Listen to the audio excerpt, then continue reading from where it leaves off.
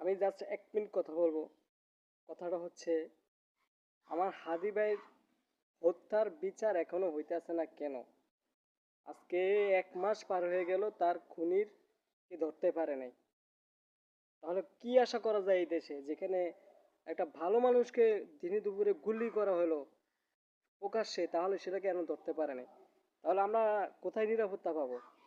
কাদের কাছে নিরাপত্তা পাবো?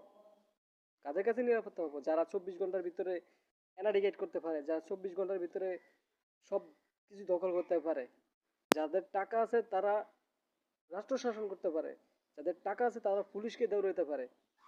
আমরা জনগণ কি হবে? হাদিবের মতো একটা ভালো মানুষ চলে গেল, তাহলে তাহলে এখানে কি দাঁড়ালো? যে আমরা নিরাপত্তা নাই। আজ কতদিন হয়ে গেল তার বিচার পাই না। আমি বলবো জাস্ট, যদি হাদিবের খুনির বিচার না হয়, তাহলে তাহলে নির্বাচন দেশে হবে না। আরো কঠোরভাবে আন্দোলন চালিয়ে যেতে হবে। হাদিবের খুনির বিচার করতেই হবে এই দেশে। কারণ আমার ভাই বলে গেছে, তাকে যদি হত্যা করা হয়, তার বিনিময়ে তার বিচারটা করতে হবে। তাহলে তার কথাটা আমরা রাখতেই পারতাছি না। আমরা রাখতেই পারতেছি, আমরা লজ্জিত। আমরা বাঙালি জাতি হিসেবে একটা লজ্জিত। আমরা সবাই ঘর চুরি করে বসে আছি, যার কারণে খুনিরা পালিয়ে বেড়ায়, খুনিরা এখন প্রকাশ্যে চলতে আছে।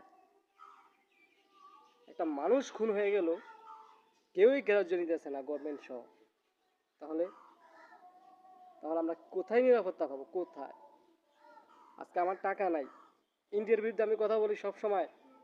যদি ইন্ডিয়ার বিরুদ্ধে কথা বলতে গিয়ে যদি হাদিফের মতো মানুষ আরো অনেক মারা গেছে, তাহলে আমি যদি ইন্ডিয়ার বিরুদ্ধে কথা বলতে, আমিও তো মারা যেতে পারি। আমি মরে গেলেও দুঃখ নাই, তবু ইন্ডিয়া আমার যে জাতশত্রু, আমি এটা সবসময় বলে যাবো।